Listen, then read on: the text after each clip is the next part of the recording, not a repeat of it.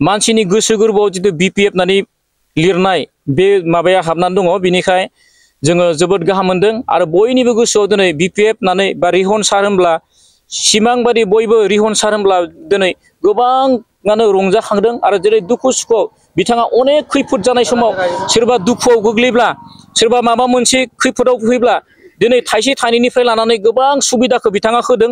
भैरबकुन्द समस्थियाव दिनै BPF नि जानानै वार्ल्ड केम्पेइनार खालामदों जितु रिहन दैमारि सारा दिनै टिकेट मोनफिनबाय जों जोबोद गाहाम मोनदों आरो रंजानाय मोनदों। मानो होनोब्ला दिनै जोंफोरो रिहन सारनि समाव जोङो बुहुद मानसिफ्रानो गोबां मानसिफ्रा बायदि बायदि समस्या बायदि बायदि दुखुफोराव एसे एनै सहाय मोननानै जोबोद गाहाम मोनदों। जों जि दर टु दरबो थांदों आरो लोगोसे जि वार्ल्ड केम्पेइनार खालामदों जोङो मोजां मोनदों।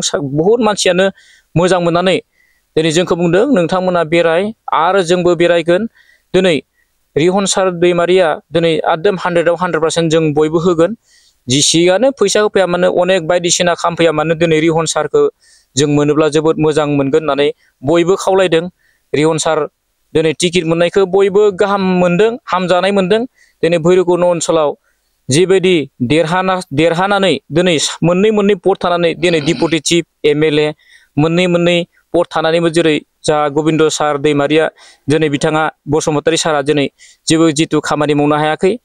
जि मावदों फिसा बेला मावदोंबाबो दिनै रायजोफ्रा सन्तुष्ट जायाखै। दिनै नाथाय जोंफोरनि दिनै रिहन दैमारि सार थानाय समाव गोबां खामानि जादोंमोन। बहुद दुखु सुखुआवबा जिकुनु खामानि खेत्रआवनो बहुद सुबिदा मोनदों मानसिफ्रा बिनिखाय गोजोननाय मोनदों। रिहन सारा जे टिकेट मोनफिनदों बेखौ बयबो रंजादों।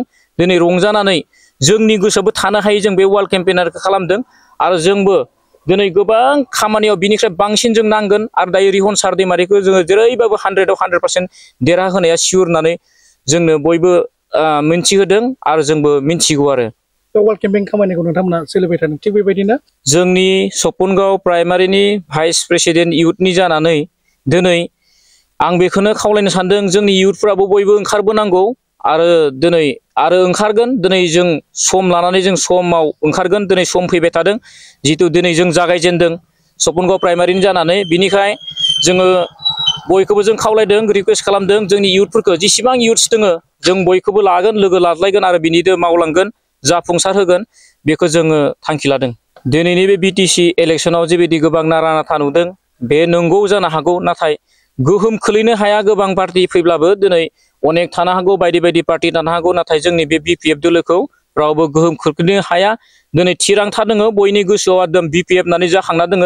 दिनै जेसेबांखिनि बुङा मानो दिनै मानसिनि गोसो गोरबोआव जितु BPF होननानै लिरनाय बे माबाया हाबनानै दङ बिनिखाय जोङो जोबोद गाहाम मोनदों आरो बयनिबो गोसोआव दिनै BPF होननानै बा रिहन सार होनब्ला सिमां बादि बयबो रिहन सार होनब्ला दिनै गोबाङानो रंजाखांदों आरो जेरै दुखु सुखुआव बिथाङा अनेक खैफोद जानाय समाव सोरबा दुखुआव गोग्लैब्ला सोरबा माबा मोनसे खैफोदाव फैब्ला दिनै थाइसे थाइनैनिफ्राय लानानै गोबां सुबिदाखौ बिथाङा होदों। दिनै होआखै होननानै रावबो बुंनो हाया। बे खेत्रआव लानानै माने रिहन सारा दिनै उइनार जागोन सियर 100% जोंनि भैरबकुन्द समस्थियाव।